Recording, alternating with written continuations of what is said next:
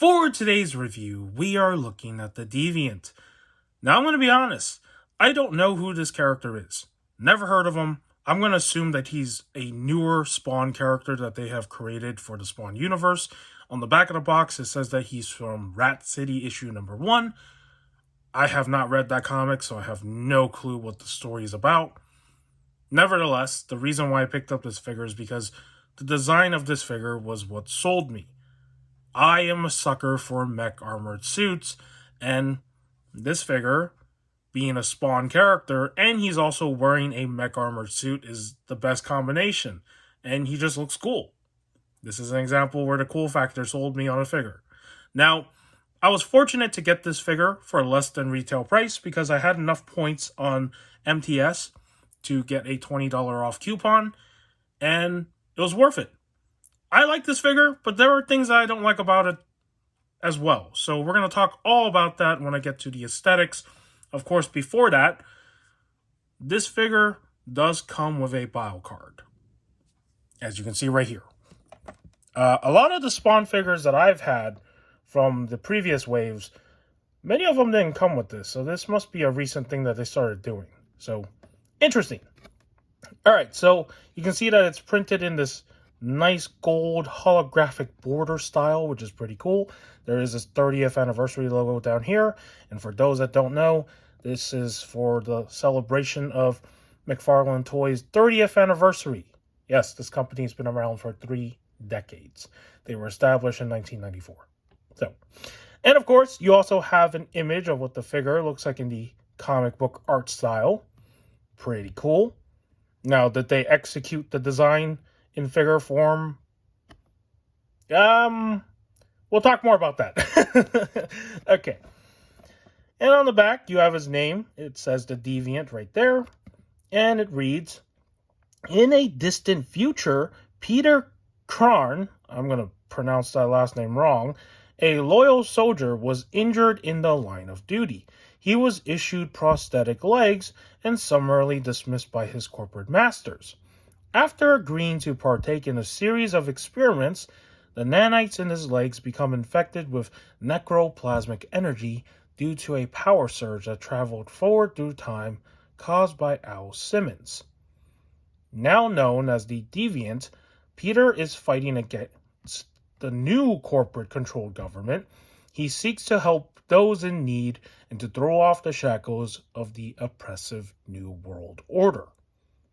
Interesting. You know what this kind of reminds me of? Kind of reminds me a little bit of Spider-Man Shattered Dimensions, you know, with the whole Spider-Man 2099 storyline. That's what this kind of reminds me of.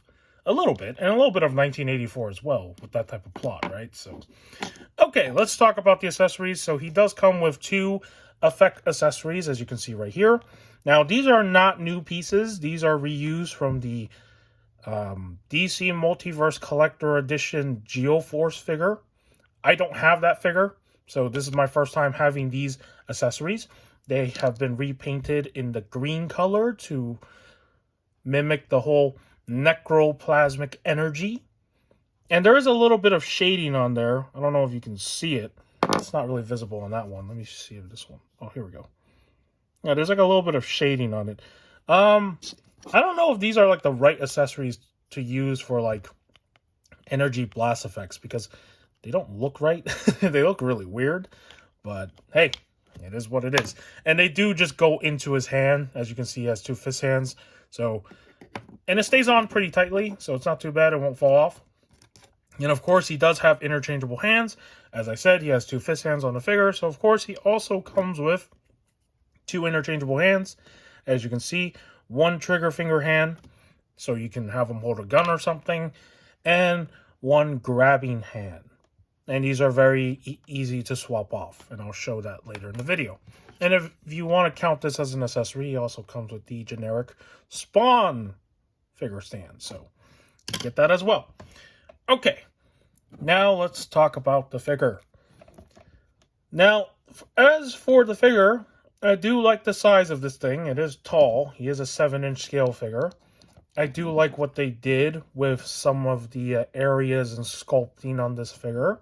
So let's start with the good stuff. I love this torso. This torso piece right here is pretty good. I like the way that they use the silver paint. Now, it's not completely metallic, but, you know, it gets the job done in an okay way. And overall, I love the fact that most of it is sculpted on. Now, what I don't like is the fact that in between this, a lot of these other sculpted areas are just pretty much unpainted. And, you know, I know it's probably because the source material, it's mainly just red. So it's literally painted all in the same way. But I've seen them do some sort of shading before and take creative liberties on some of their figures. And this is like one of those figures where I felt like they should have just done a little bit of like contrasting with the reds here. So it kind of gives it more of a pop, in my opinion. So even though this is accurate to what that comic book art looks like, it just hides a lot of the sculpt work because everything's the same paint. And this piece right here is completely soft PVC, as you can see. And I wish it wasn't soft PVC. I wish this was like a harder plastic because it's not like it's gonna, you know, block anything in the back, right? So don't know why they made that soft PVC. I'm not a fan of that because this is prone to warpage. But this area right here in the middle, where his torso is, I love the way this is sculpted. It's pretty freaking nice. But up here where his neck is and everything back here, it definitely could use a little bit more paint. And yeah, so.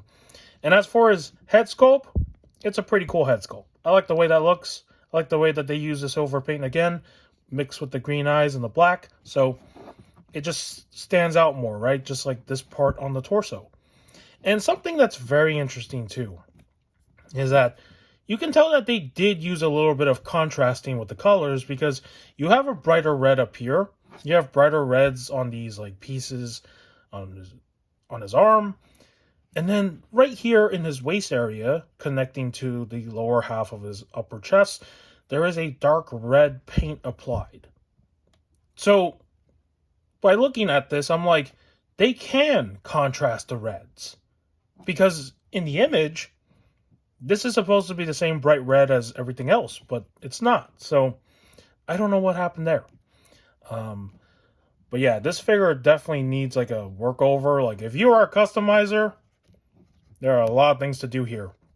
And speaking of things to fix, there are certain areas here that should be painted red. They did not do that. So, you know, tiny details like this that they didn't paint in, it kind of frustrates me because this figure isn't cheap. Like, if you're going to buy this for a retail price, this is a $30 figure.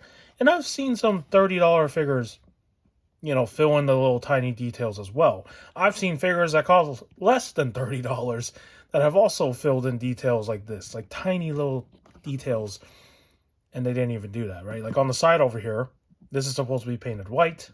They didn't do that either. I do like the way they used the red on this. I wish they used this red for, you know, this entire collar piece all the way to the neck down here, because this at least looks a little bit shinier, and it doesn't give off that plasticky red look, which is kind of the other problem that I don't like about the reds up here, is that it looks very plasticky. Like, it looks like they didn't really paint it. It was just molded in this color and then just slapped it on the figure. Now, I don't know how they do this stuff behind the scenes. I'm not going to assume things here, but it does kind of look cheap looking. I'm not going to lie. Like, I'm going to be honest here. It does kind of give me that feeling. And for those wondering, these are not spiky. They're soft PVC. So, yeah, this is a figure that was made for adult collectors. So, you know, these figures are not cheap at all. So, they should probably put in a little bit more effort. And you might think that they would, but oddly, sometimes they don't. It's really strange. So, not a fan of the red that they use for these pieces on both sides here. They should have painted it somewhat like this. I mean, I would have taken this over this, right? You can see that this red is used even down here in the upper part of the arm. So, and then his belt area, if you want to call it that, I do like the way that the reds are painted down here. It's not too bad. It looks okay. So, you know, pretty cool. It is a brighter red. Again, it's shiny. And I think the shininess kind of makes it look less... Well, I mean, it kind of looks plasticky as well, but I think having that gloss in this case actually makes it look better. Because without the gloss effect, you can see how plasticky it looks. Right? At least this is more believable. Like, these are metal pieces if you want to look at it in that perspective. But on the sides here. So, okay. That's basically the upper half of the figure. Now, I want to talk about the legs, because there is one big thing that I don't like about this figure, which is unfortunate because, again, I like the design of it, but the execution when it comes to the paint is so weird. It's like, up here, it looks fine. Like, I think these little areas, I can live with it, right? Like, you could probably fix this too. But this is silver. And the silver they used up here should match the silver that they used down here, because it's the same color.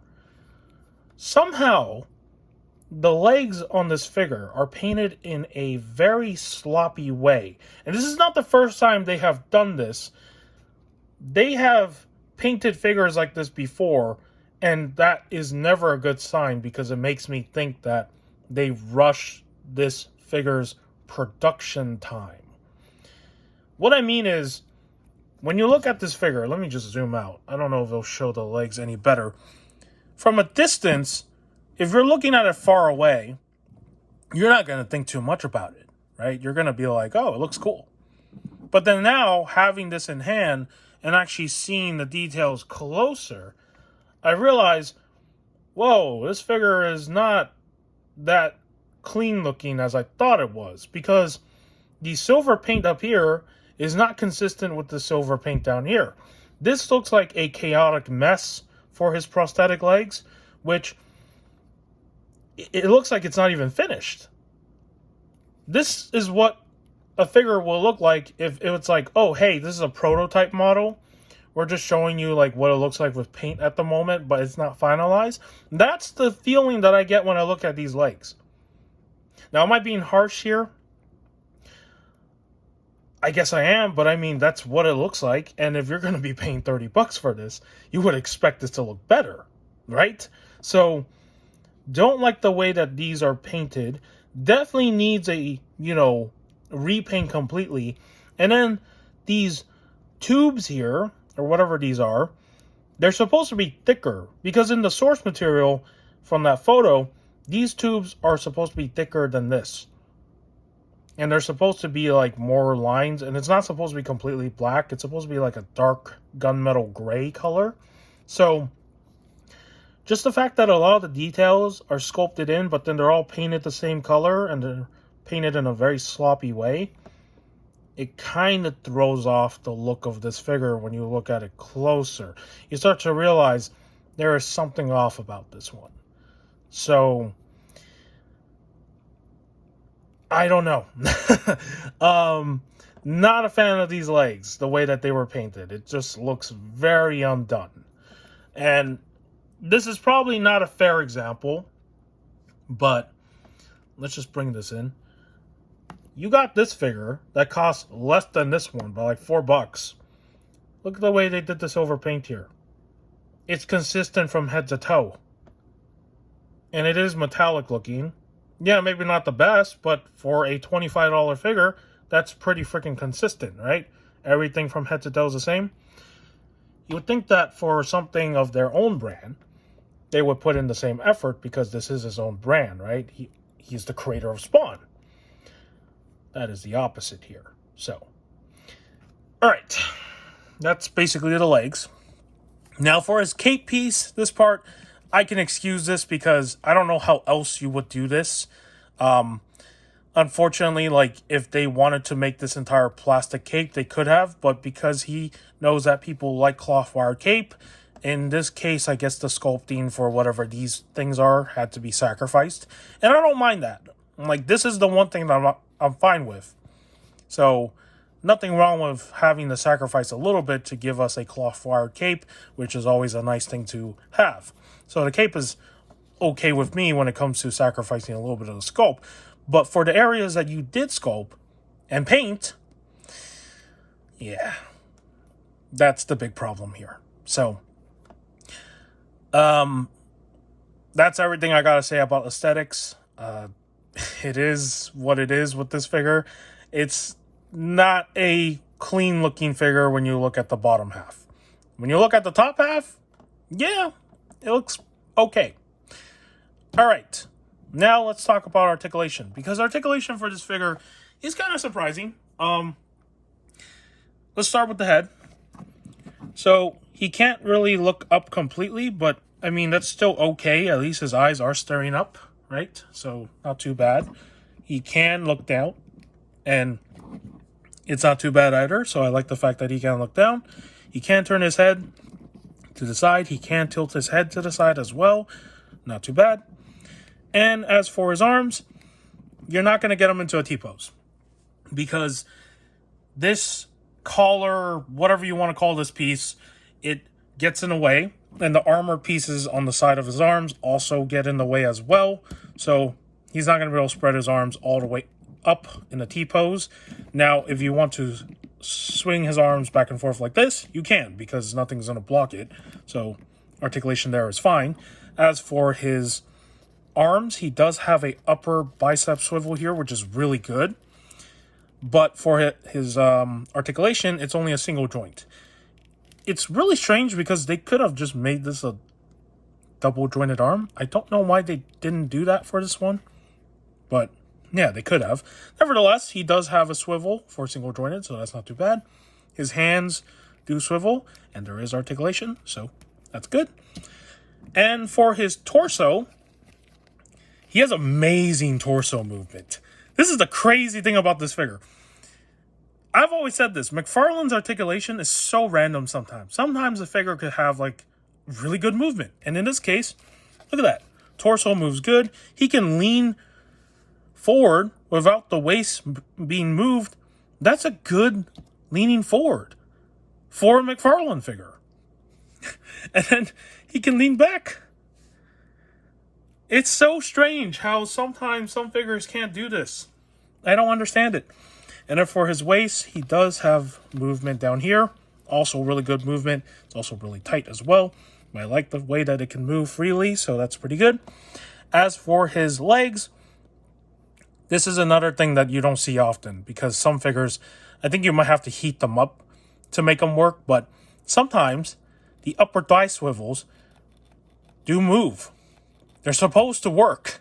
And on this one, he has it. So that's pretty cool. I do like that. And then he can kick his legs out, as you can see. It is going to get hindered by the skirt piece up there where his belt is, but, you know, it still can do a decent kick. He has a single jointed leg, which is not the greatest. I feel like it could also be double jointed. Don't know why they went with the single joint. He does have articulation in the feet. It does swivel. No toe articulation. And I guess the reason why is because they didn't want to break up the sculpt down here. So, yeah. But that's basically the articulation for this figure. It has all right articulation. And, of course, his cloth art cape does also move as well. Right? So, you know, get into any sort of pose you want it to get it into. All right.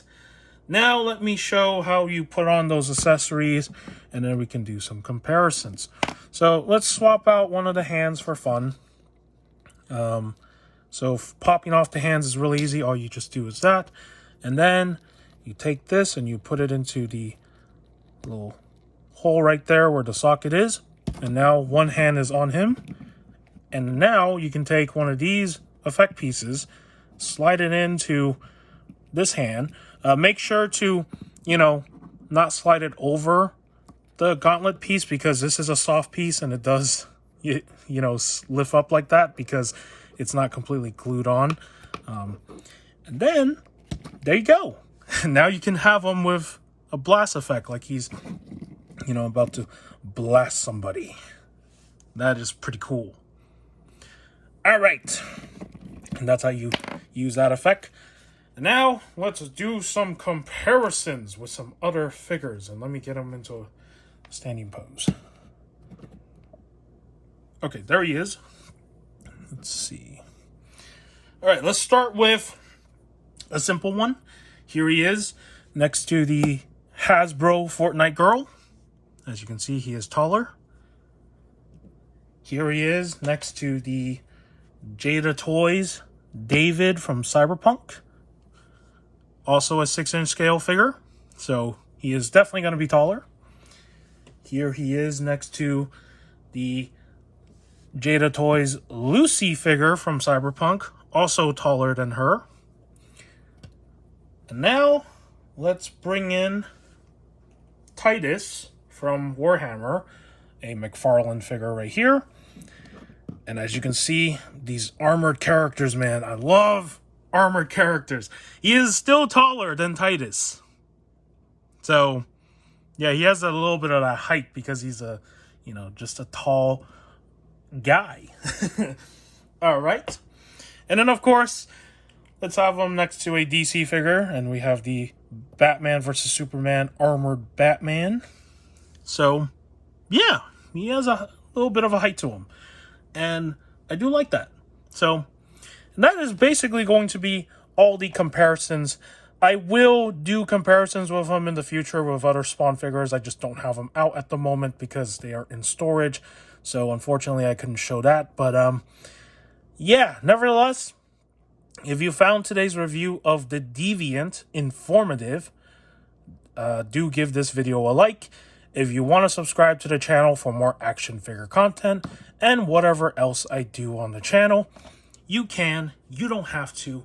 In the end of the day, I make these videos for fun. And with that said, take care, and I will see you in the next video.